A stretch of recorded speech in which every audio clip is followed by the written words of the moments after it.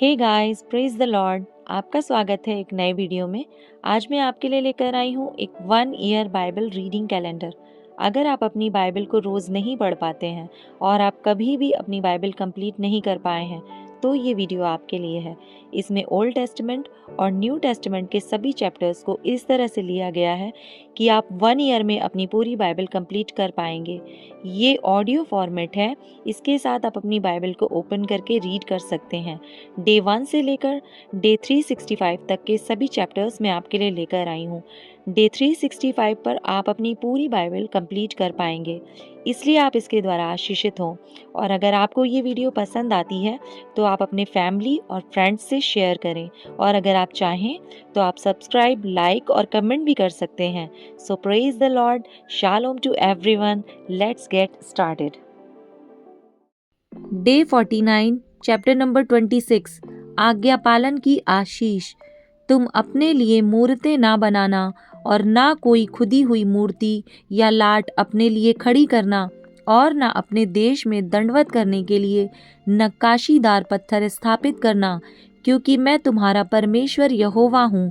तुम मेरे विश्राम दिनों का पालन करना और मेरे पवित्र स्थान का भय मानना। मैं यहोवा हूँ।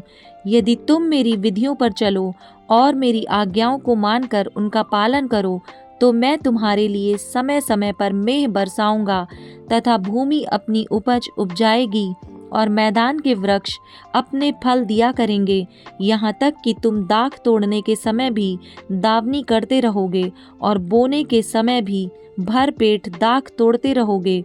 और तुम मनमानी रोटी खाया करोगे और अपने देश में निश्चिंत बसे रहोगे। और मैं तुम्हारे देश में सुख चैन दूंगा और तुम सोओगे और तुम्हारा कोई डराने वाला ना होगा। और मैं उस देश में दुष्ट जंतुओं को ना रहने दूंगा और तलवार तुम्हारे देश में ना चलेगी। और तुम अपने शत्रुओं को मार भगाओगे और वे तुम्हारी तलवार से मारे जाएंगे।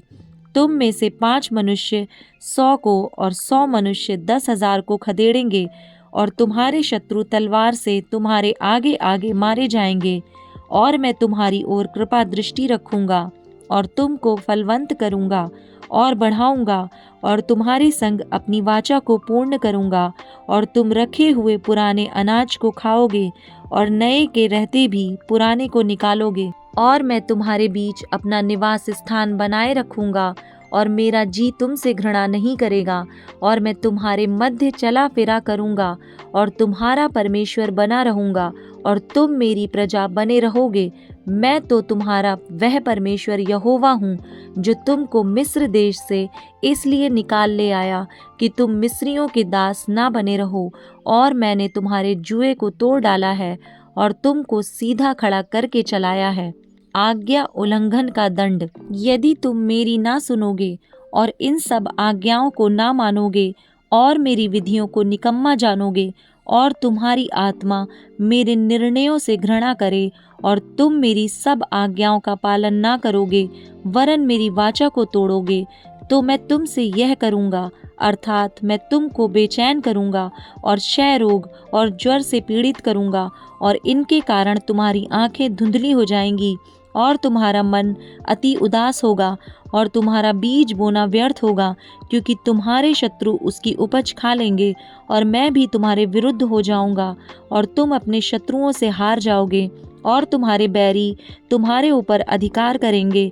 और जब कोई तुमको खदेड़ता भी ना होगा तब भी तुम भागोगे। और यदि तुम इन बातों के उपरांत भी मेरी ना सुनो, तो मैं तुम्हारे पापों के कारण तुम्हें 7 गुणी ताड़ना और दूंगा, और मैं तुम्हारे बल का घमंड तोड़ डालूंगा, और तुम्हारे लिए आकाश को मानो लोहे का और भूमि को मानो पीतल का बना दूंगा।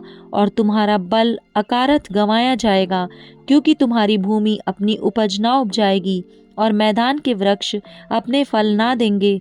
यदि तुम मेरे विरुद्ध चलते ही रहो और मेरा कहना ना मानो, तो मैं तुम्हारे पापों के अनुसार तुम्हारे ऊपर और 7 गुना संकट डालूंगा।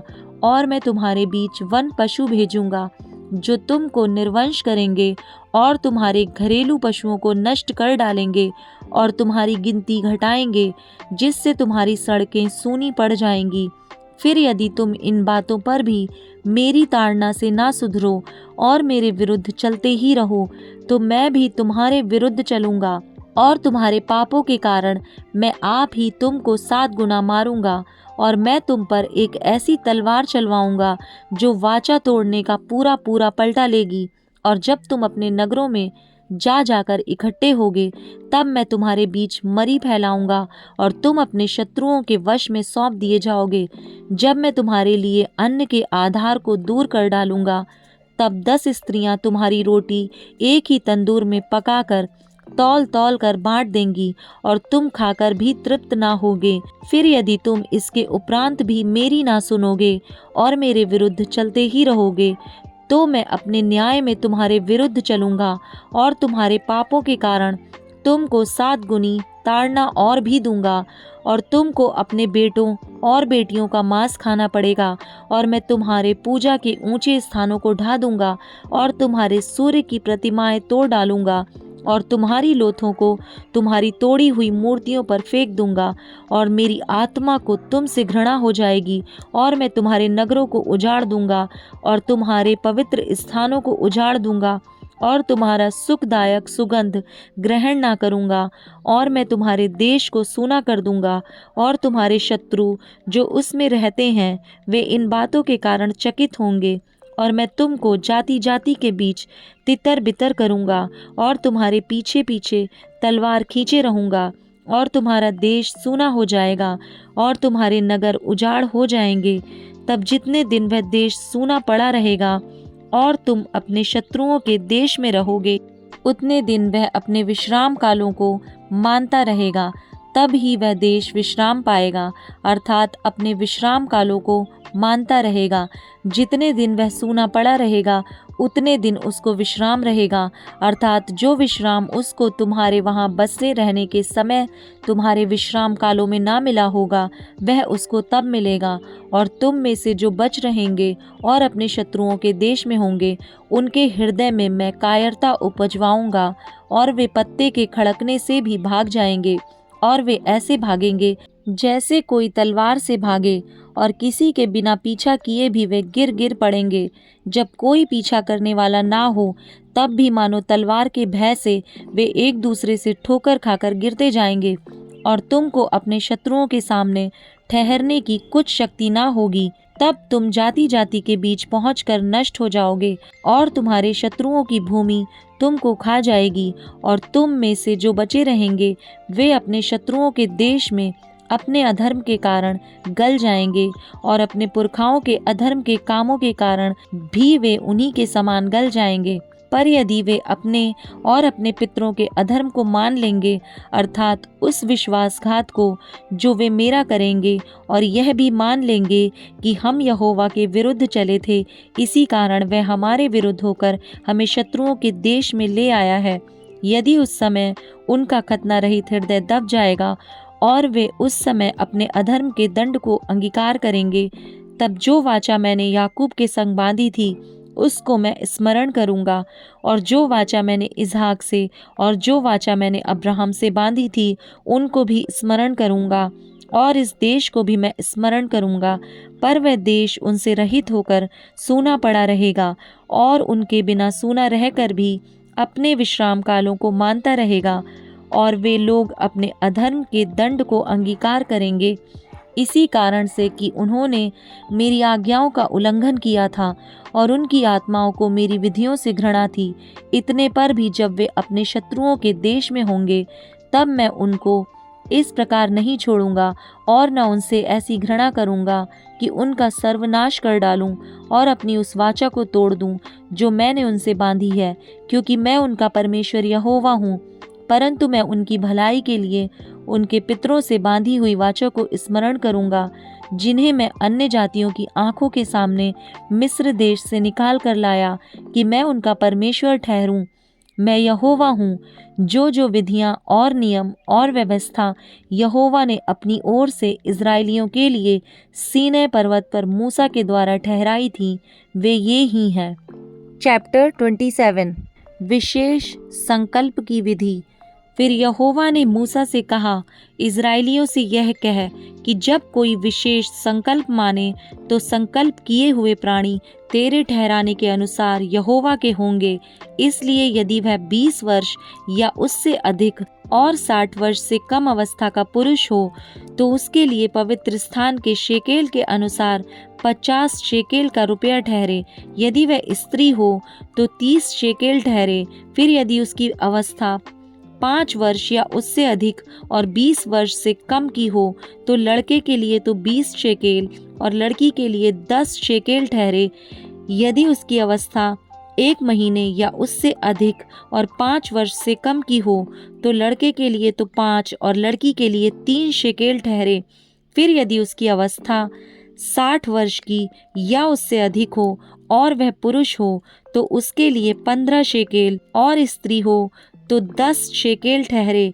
परंतु यदि कोई इतना कंगाल हो कि याजक का ठहराया हुआ दाम ना दे सके तो वह याजक के सामने खड़ा किया जाए और याजक उसकी पूंजी ठहराए, अर्थात जितना संकल्प करने वाले से हो सके याजक उसी के अनुसार ठहराए। फिर जिन पशुओं में से लोग यहोवा को चढ़ावा चढ़ाते हैं, यदि ऐसों में से कोई संकल्प किया जाए तो जो पशु कोई यहोवा को दे वह पवित्र ठहरेगा। वह उसे किसी प्रकार से ना बदले, ना तो वह बुरे के बदले अच्छा और ना अच्छे के बदले बुरा दे। और यदि वह उस पशु के बदले दूसरा पशु दे तो वह और उसका बदला दोनों पवित्र ठहरेंगे। और जिन पशुओं में से लोग यहोवा के लिए चढ़ावा नहीं चढ़ाते, ऐसों में से यदि वह हो तो वह उसको याजक के सामने खड़ा कर दे।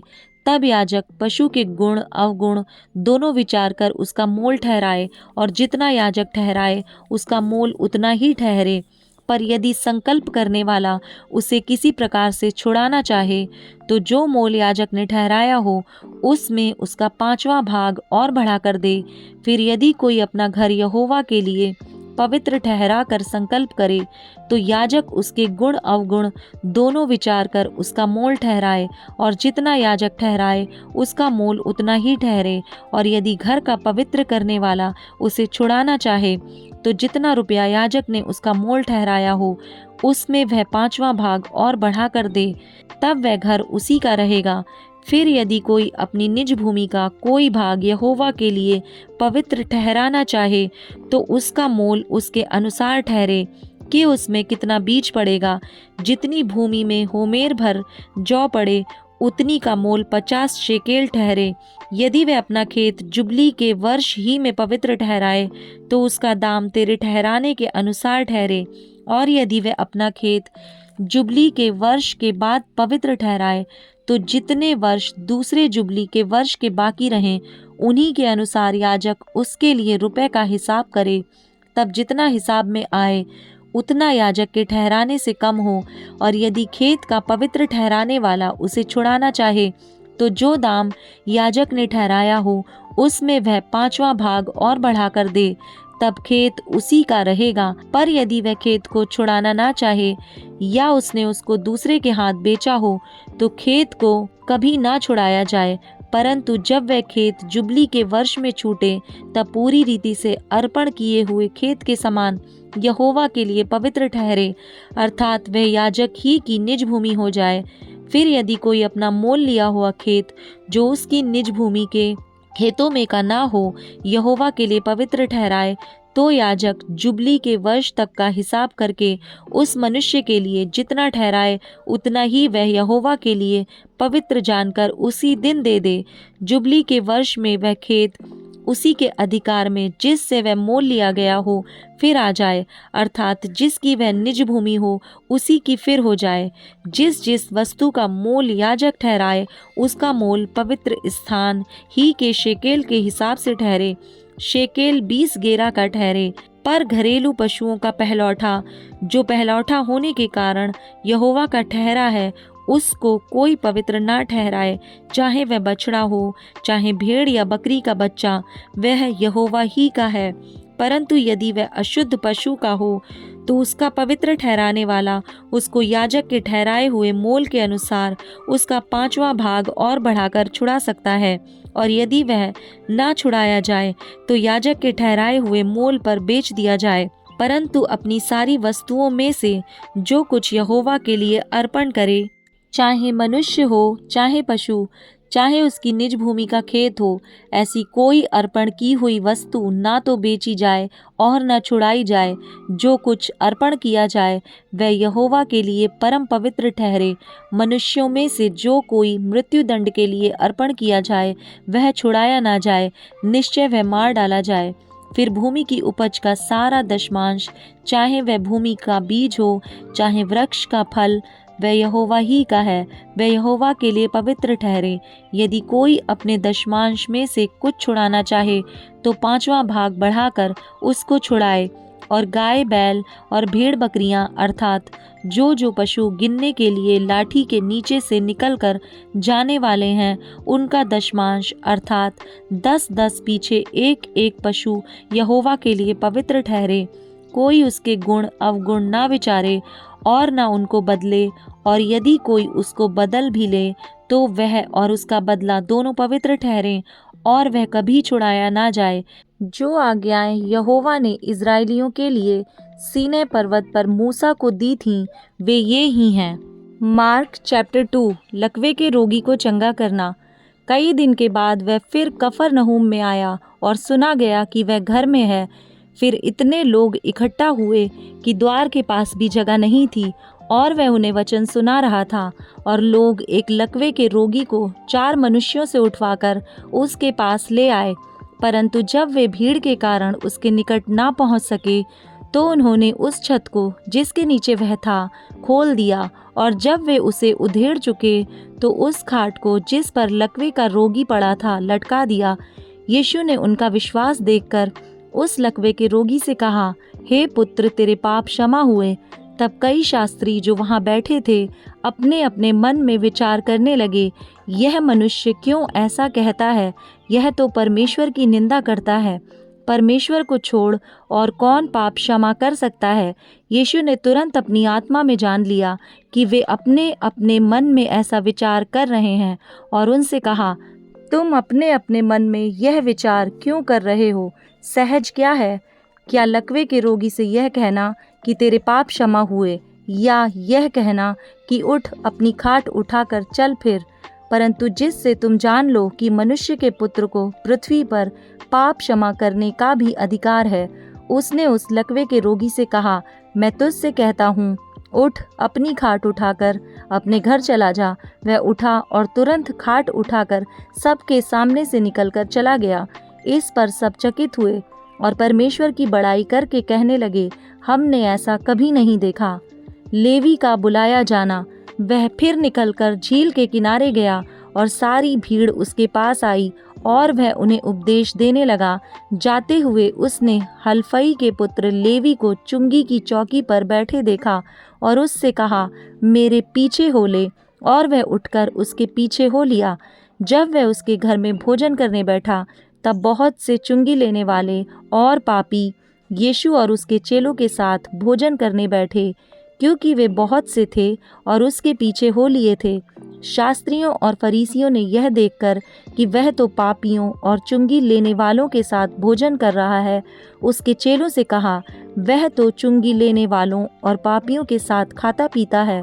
यीशु ने यह सुनकर उनसे कहा, भले चंगों को वैद्य की आवश्यकता नहीं, परंतु बीमारों को है।